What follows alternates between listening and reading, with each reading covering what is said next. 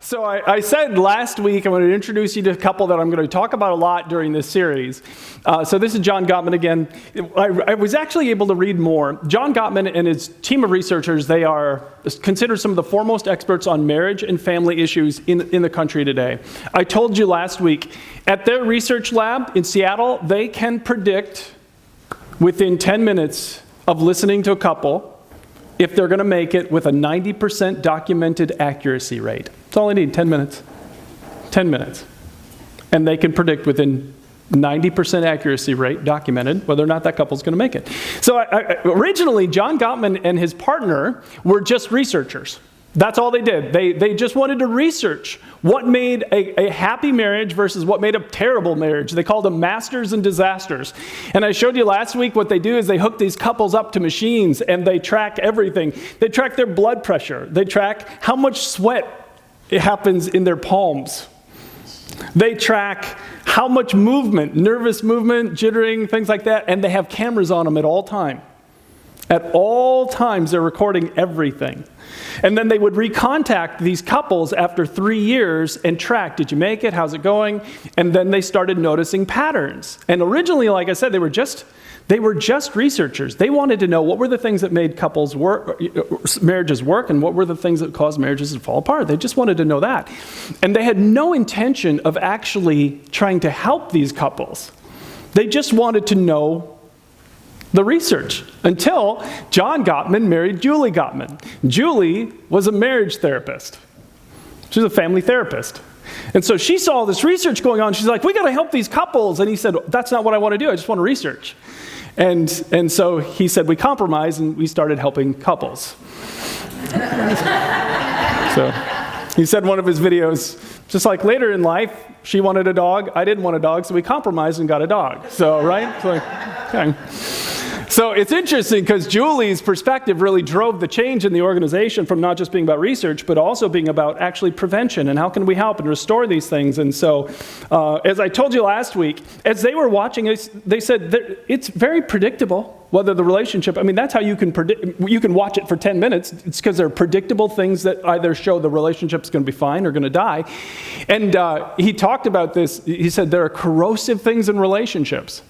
And, that's a picture of corrosion. It's like once it enters in. Haven't you ever wondered about this? Have you ever been at a wedding with this young couple up on stage and they're like, oh, I love you so much, and wondered, I wonder if they'll make it? You ever had that experience? It's like, oh, I wonder if they'll still be together in 5, 10 years. It's like, how do you go from standing on a stage in front of all your friends and family saying, I just love this person so much, I want to spend the rest of my life with them, to a short time later saying, I never want to see you again? What happens? Well, again, they were just noticing as they were recording everything that these corrosive elements, when they enter into a relationship, they destroy the relationship. They destroy it. Relationship is going to end. And hilariously, I told you last week, they call them the 4 horsemen of the apocalypse, which is a biblical reference from the book of Revelation. When the horsemen show up at the end of time, you know the end is near. The end is near. And so we said we're going to spend 4 weeks talking about the 4 horsemen to talk about what are they, understand them better so that we can learn how to prevent them from having an impact on our relationships. And I'm applying this a lot to marriages, but it applies to any relationship that's in your life. Parents, this is really good stuff for you to think about with your children. This is good stuff with your friendship. It works in work relationships as well. So we started last week talking about the first one, which is criticism. And it was interesting, and one of the researchers was talking about this. He said it's like the gateway drug for all 4 of the horsemen. Criticism. When criticism enters into the relationship, it often leads to all of the other ones. And we said this last week. Criticism is when you focus on their character or personality. It's a way of complaining that suggests that your partner's personality is defective. So, and we said this last week, you have to get past the word complaint a little bit and really realize that for what we're talking about in this series, a complaint is simply talking about an issue. And I said this, if you go out to eat afterwards and you order a bowl of soup and there's a fly in the soup, it is completely legitimate for you to complain, right? Is it wrong for you to say, waiter, waitress, there's a fly in my soup? How many of you think, oh, that's wrong, we should never say that, right? None of us think that way. It's totally fine to say, we have an issue. It's totally fine in your relationships to say, there's a fly in our soup. Criticism, though, goes beyond that and says, and you are so inconsiderate for putting it there, or for not seeing it in there, right? So we go beyond just talking about the issue to attacking the person. That's criticism. We talked last week about how damaging it is. But what happens is when criticism isn't addressed appropriately, it leads to some of the more toxic ones. So no doubt about it, criticism is toxic, but it can lead to this one, which is called contempt. Now, contempt, this is what Gottman said about contempt. It is the single best predictor of divorce. Number one. If they see contempt, if they hear contempt, they know that unless this couple gets off the path they're on, they're done. There's just barely any chance that they're going to make it. Contempt ends relationships. And again, like I said, I'm going to apply this to marriage, but it ends relationships anywhere. If you let yourself feel contempt towards another human being, this is really in trouble. So, what is contempt? Is it a part of your relationship? Some of you may be thinking already, well, criticism, yes, contempt, no. Did you know there's something called subtle contempt? It's sneaky. Some of you have sneaky contempt, and you don't even know it. And it's damaging your relationships. So what is this, and how do we resolve this so it doesn't destroy our relationships? So we're in this series called Relationship Restart, and we're going to talk about how do you build the antidote, which is a culture of appreciation and respect. Would you please open up your program and grab these notes? Grab a pen. There'll be some things I'm going to want you to write down today, some things that are really important. Of course, welcome to those of you who are watching online. So glad you decided to watch this with us today. If you go to our website at penulchurchlife.com, you can get these notes for free and download them and follow along. So we're going to jump right into this. So much to cover. So here we go. First step is you have to learn to identify the signs of contempt in any of your relationships. Like I said, I'm going to apply this to marriage, but it applies to everything. You have to learn how to spot the signs that contempt is becoming an issue in your relationship.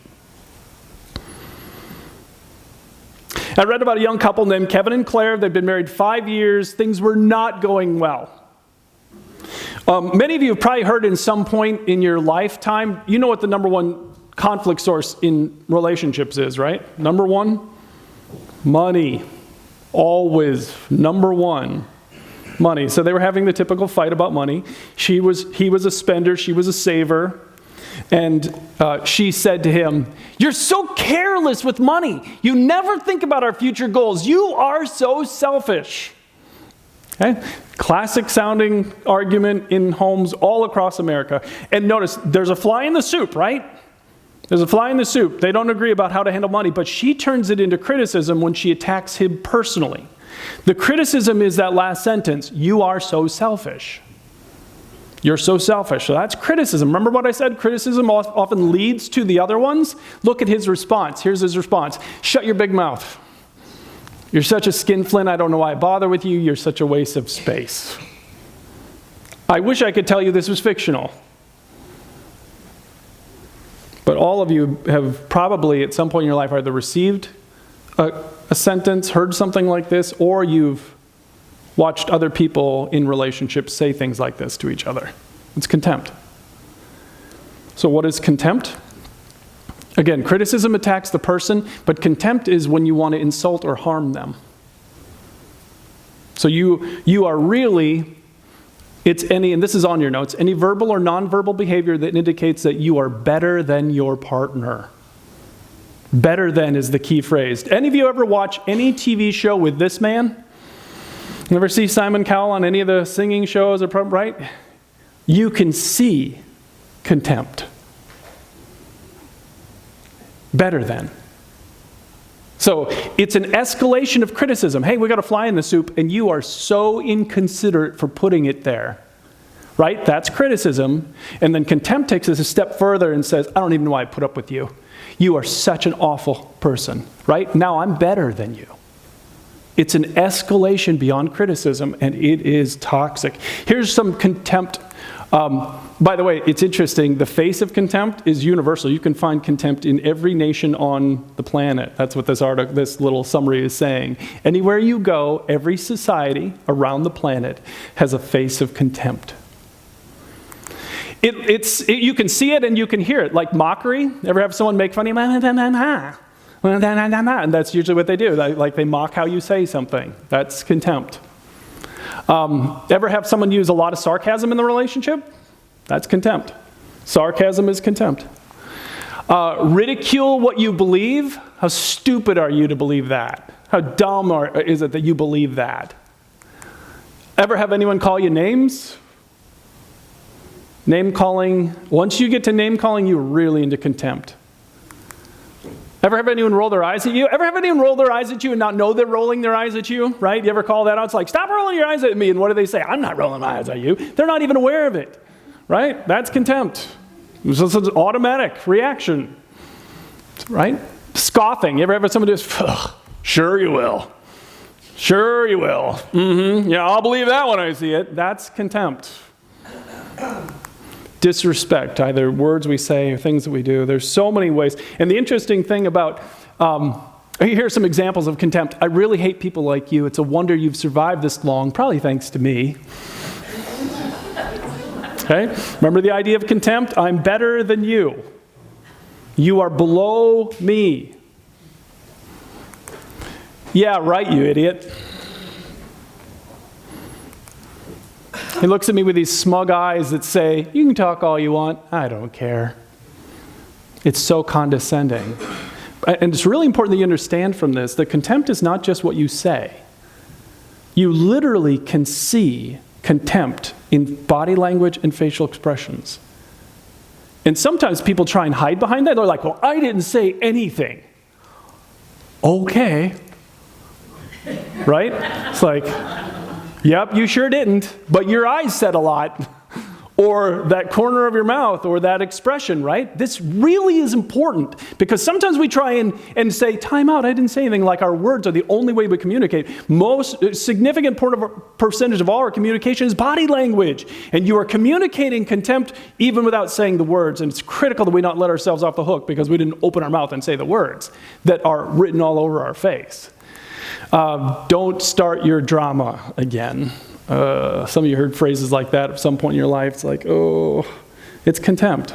You are below me, I'm better than you. Now, maybe you see some of these, maybe you don't, but then there's something called subtle contempt, and this was really interesting, subtle contempt, because a lot of couples are like, well, we don't do any of those things. I never call my spouse an idiot. But subtle contempt is, I'd never do that to you. Why'd you do that? I'd never do that to you. And remember what contempt is about? I'm better than. I'm here and you're here. And I'm here because I'd never do that to you. But you do it to me, therefore you're here. Or, how'd you like it if I did that to you? How'd you like it if I did that to you? Huh? How'd you like that? Sorry. Like, it's not a legitimate question. Now, what was so fascinating, again, you can probably hear already that when these things enter, you see why contempt is the number one predictor of divorce? When these kind of things start entering in, the relationship is really, really, really in trouble. It's going to eat away love. But it doesn't just eat away love. This is so fascinating. Back to this picture here. One of the things they did is they watched and recorded couple after couple after couple having these conversations. By the way, one of the things they would make them do, I always wondered what they had them do in the chairs. One of the things they gave them was an assignment to solve the most complicated marriage problem that they have in 15 minutes. Go. Can you imagine how much you're going to get? Pick the toughest thing you got to deal with. You got 15 minutes to resolve it. Go. No wonder you could get a lot in 15 minutes if you're just recording that. Oh my goodness, put anybody's marriage in front of a camera and make them try and deal with the most difficult things in a short time. You're going to get a lot. One of the things that one day they got this idea, they turned the volume off. As they were watching the recording, they record it and then they would watch it over and over again, they turned the volume off. And then they started counting the number of facial expressions of contempt. And what they realized after doing this over and over again, it was a great indicator of how many physical illnesses that other person was going to have in the next 4 years. And researchers at Ohio State University started researching that. And they had all the science behind how much it impacts our bodies physically when contempt is in the relationship. In other words, what their research shows is not only are you destroying the self-esteem of your partner, not only are you destroying your relationship, you're literally destroying the physical health of both of you. What do you think God thinks then, if he made our bodies to be destroyed by contempt, you think he wants us to be bringing that into our relationships? Has no place in the life of a follower of Jesus. None. I told you last week, one of the things about all of these horsemen is how many of them Jesus encountered specifically. If you know the story of Jesus, you know what happened to him as he hung dying on the cross. The religious leaders who had him crucified stood at his feet and said, they looked up at him and they said, oh, he saved others. They scoffed. There's that contempt. But he can't save himself. So he is the king of Israel, is he? Well, let him come down from the cross right now and then we'll believe in him. And they're mocking him as he dies. That's contempt. It's interesting. The Bible says we do not have a Savior who cannot understand what we've gone through. Jesus Christ knows all the pain that we've ever been through. He knows what it's like to be criticized unfairly, knows what it's like to be treated with contempt. And by the way, how did he respond? Do you remember what he said? Some of his last words on the cross? Father, forgive him. Which is really critical for what we're going to be talking about in a little bit. So, here's what I want you to be thinking about today is there contempt in any of your relationships? If you're married, I really do want you to think about, on a scale of 1 to 10, how much contempt is there in your relationship with your spouse or partner? Is this an issue? If you were putting it down 1 to 10, 10 being, oh my goodness, this is a big issue. 1, I seldom hear any of it. And again, this is designed to be a conversation starter to think about. Is this something that we need to address? So let's say that you do see some signs of maybe some contempt in the relationship. What's the solve? Because obviously we don't want to just talk about a problem. We want to solve the problem. 2 things that are the solve, once you identify that this has entered into your relationships. This is something we talked about last week, and it is critical for this week as well. You've got to use a gentle startup. You've got to use a gentle startup.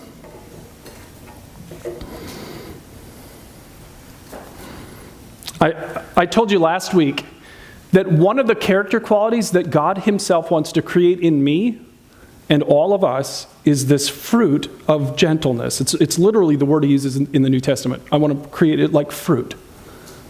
So that when people see your life, one of the things they say about you is that, Brian's so gentle.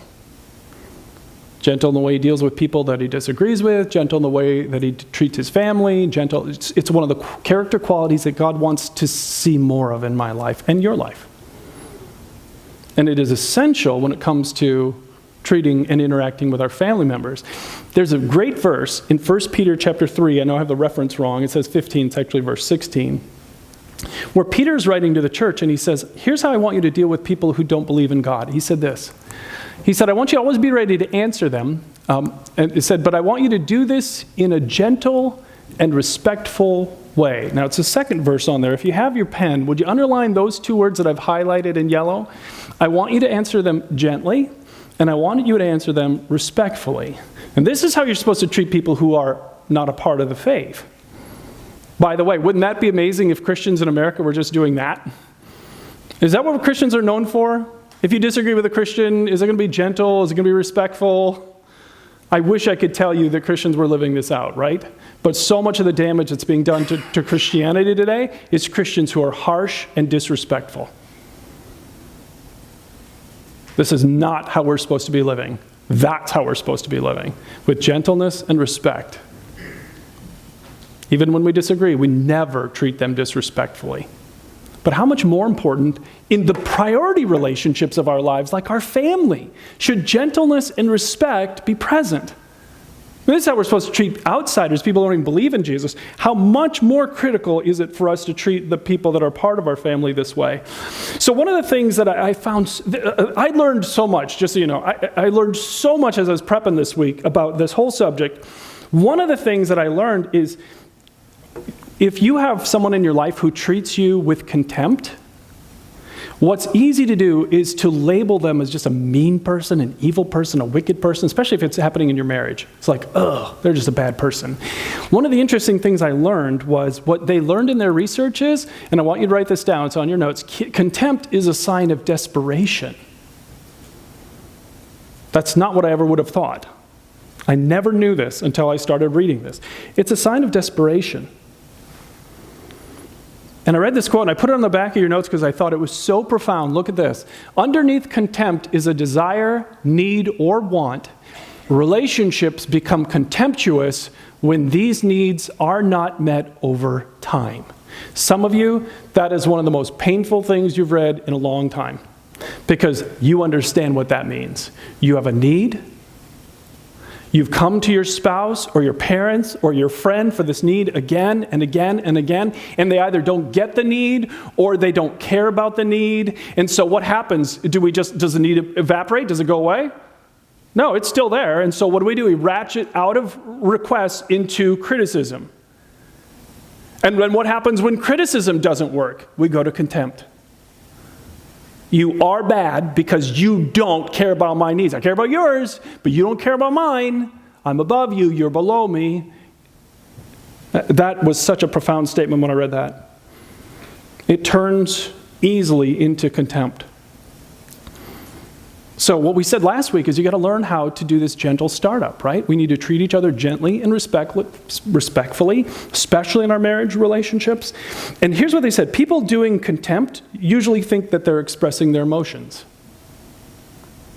It's like, I am expressing my emotions to my spouse. No, you're not. No, you're not. You're expressing judgment to your spouse. The key is to actually express your feelings and what you need. And so we introduced you to this formula last week. It's still on your notes today. I feel because, and here's what I need. I feel because, and here's what I need. I want you to learn this. I feel this way. That's the honesty about your feelings. Some people are like, well, I am telling my spouse how I feel. No, you're not. You're telling them that they're idiots or they're stupid or they're morons. That's not telling them how they feel. You're attacking them. You're trying to do psychological harm, whether you're aware of it or not. Tell them what you actually feel, then tell them the reason you feel that way, and then tell them what you need. Don't make them ever guess. So here's what it sounds like in reality. What on earth is wrong with you? You're driving like a maniac. Why can't you be responsible like me? Right?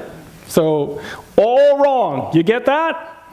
Some of you driving here to church in these middle of nowhere country roads, you may have had a conversation like that at one point. It's like, slow down, right? And so it's criticism that turns to contempt. Remember contempt? I'm better than you. Why can't you be like me? So whenever that conversation is going that way, you know you've crossed into contempt and the relationship's being destroyed. So remember the formula. I feel because, and here's what I need. So when you're not in the car, then you attempt it this way, right? Hey, I get scared when you drive like that. I honestly start worrying that we're going to have an accident, even though I know you're an alert driver. Can we talk about this? So how do they feel? Scared. And they feel scared because they're afraid they're going to have an accident. And what do they need? Can we just have a conversation about this? How respectful is that? Which of the two is more respectful? Which of the two is more gentle, right? It's laughable. When you use gentleness and respect, you have a way better possibility of actually impacting the other person in a positive way.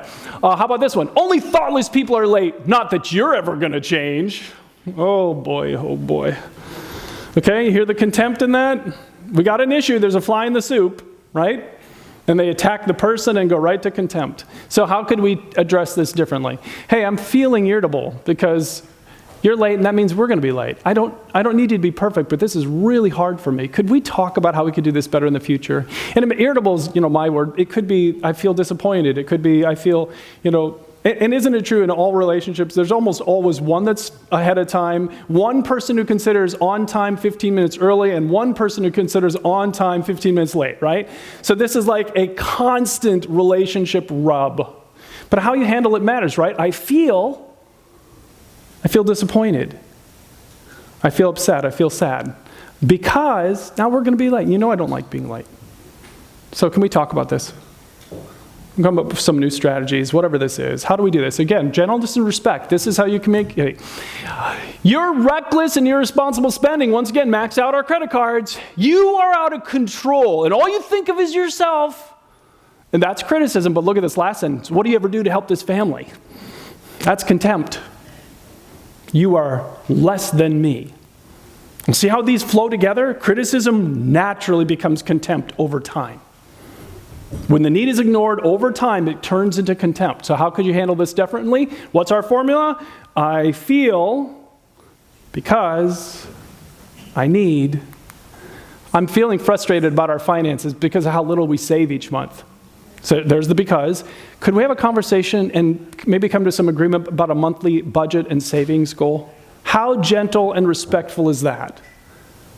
This is what you want to shoot for. Again, we're expressing our needs in a positive way, and we are not attacking the person, and there's no contempt. Okay, so that's one aspect of it. We have to learn how to talk to each other about the actual flies in our soup.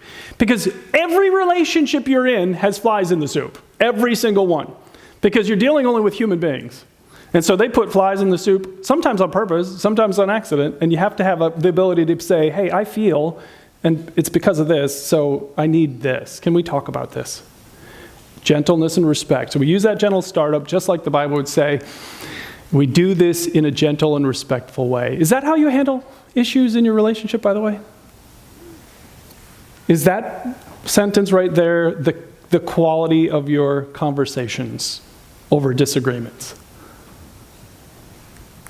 Okay, now we need to go beyond just being able to handle those difficult issues. We need to actually work towards number 3, the last part of this, which is building a culture of appreciation and really respect. And I warn you, this is really hard if your relationship has contempt today. If there's contempt, this one's going to feel really, really difficult. So let's jump right into this. What does it mean to build a culture of appreciation and respect? First thing is you've got to get to what they call the magic ratio. The magic ratio. The magic ratio.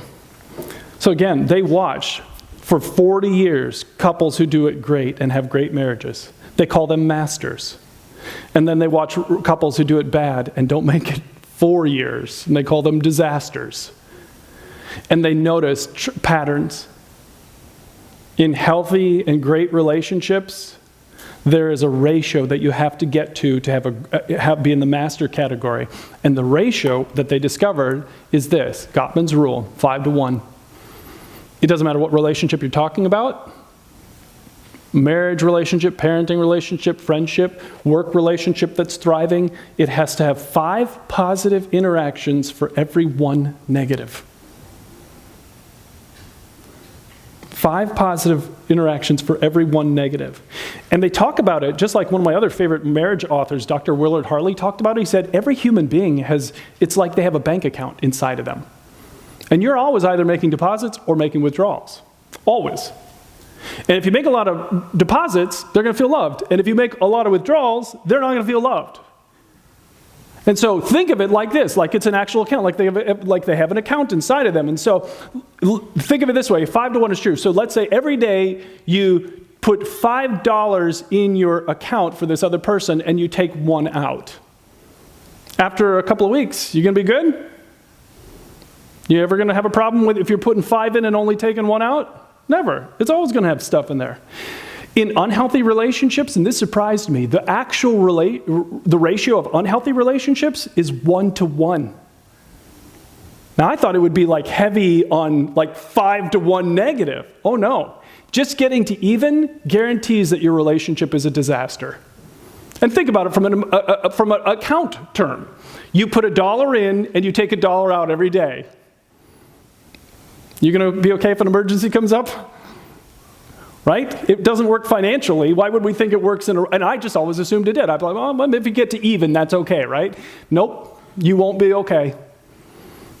And so for some of you, to be truthful, right, have been in relationships where getting to even would be a huge step forward because you're not even at even.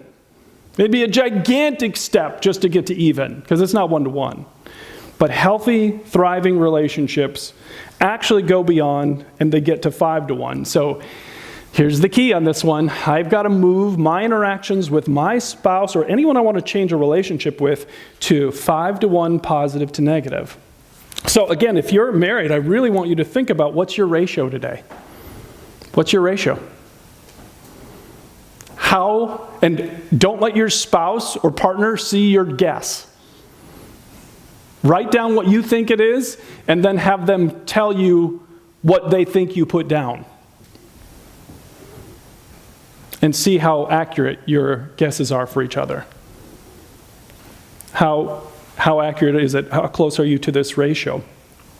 Now, the truth is, if you're in a relationship where there's a little bit of contempt, or maybe a lot of contempt, this idea sounds impossible. It's like I told you to go home and cheer for the Chicago Bears. It's like, who can do that? No sane human can do this. It's like, I can't do that, right? It's like, there's nothing I can do.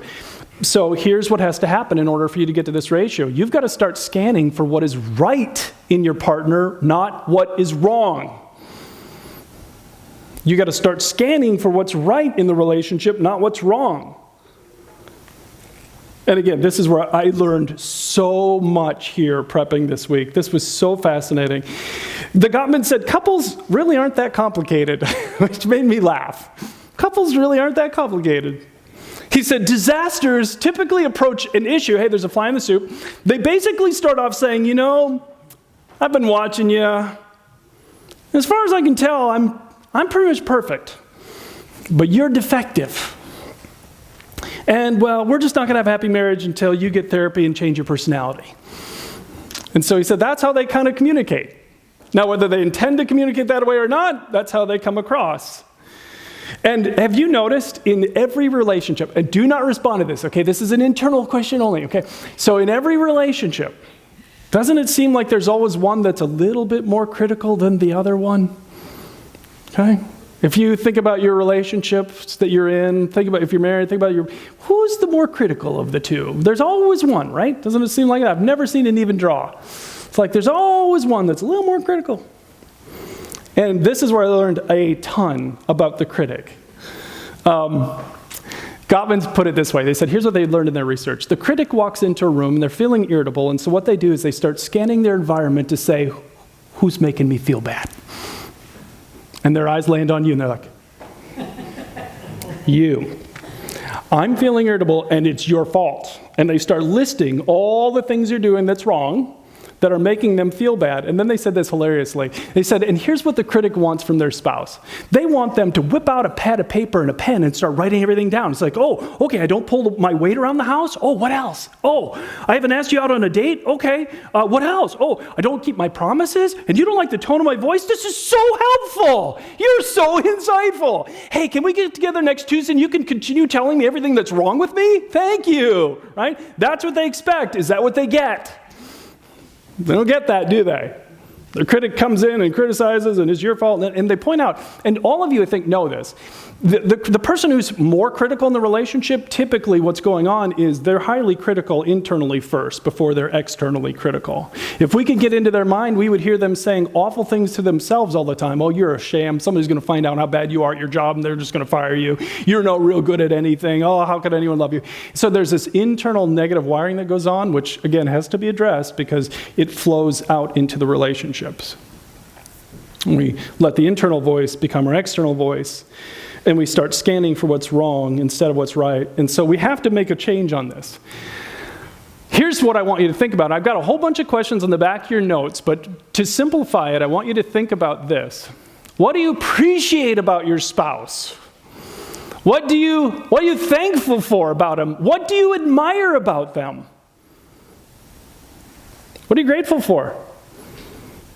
And there are all kinds of questions you can ask, but these are like the core. If you were starting to think about it, because let me show you again what the Bible says. And I did this in a message. I talked about this just a short time ago, but I'm going back to a verse I already talked about. Look at this verse, Ephesians 4. Do not let any unwholesome talk come out of your mouths, which is contempt, but only, well, look at this. Imagine if our marriages were defined by this. We only said what was helpful for building others up, according to their needs, so they could benefit those who listen.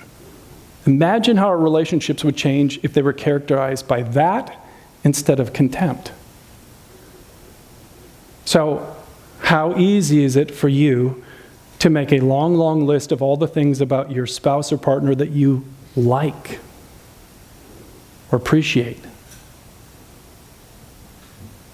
We've got to start scanning our environment for what's right if we're going to get to that 5-to-1. And then I'm going to give you a goal. Here's the goal. I got this, again, from something I read this week. Shoot for 2 kindnesses every day. Every single day, if you're in a relationship, that's your goal. Every single day you say 2 things that you appreciate about that other person. By the way, if you're struggling with this, in your program today, I found this and threw it in today. It's from the Gottman Relationship blog. It's an assignment. And it says, I appreciate, and it gives you 40 different qualities you can be looking for, and it gives you instructions on what to do. Circle 3, and here's what you're going to do, and share the list with them. So if you're struggling because you've spent so much time criticizing that you can't think of anything positive, this will help you get started on that. But this is the goal, is start saying some kind things, 2 kind things every single day, because what you're doing then is making deposits. So I love this idea. Tell your partner 2 things you appreciate about them every night before you go to sleep. What if you just made that your habit? What if that became your habit? If you don't go to bed at the same time, it may not work. Maybe you want to do it over supper. Maybe you do it every day at lunch. It doesn't matter when you do it. The point is that you do it. 2 things that you appreciate about your spouse every single day. Now, let me just be honest. Some of you, if you start this habit in your life, you're going to have some real big surprises, right? That's why we're handing out smelling salts today for all married couples, so that if they, all of a sudden, they're going to be like, what? Who are you? Have aliens taken over my spouse? I don't understand what's going on. It's like, all of a sudden, you're saying all these positive things to me. I'm used to all the criticism and the contempt, and now all of a sudden, you're changing, right? This is tricky. They're going to be skeptical, just so you know. They're going to think this will never last. And you got to overcome that skepticism by just continuing it as a habit forever. Because the Bible says that we are supposed to encourage each other and build each other up. That's what's supposed to be happening in our marriages. And the truth is this, and this is really, really sad. If I were to ask some of you, or some of you watching, to give me a list of all the things that your spouse doesn't like about you, you could fill a page. But if I were then to say, give me a list of all the things your spouse really likes about you, you couldn't even fill half a page. That can't be.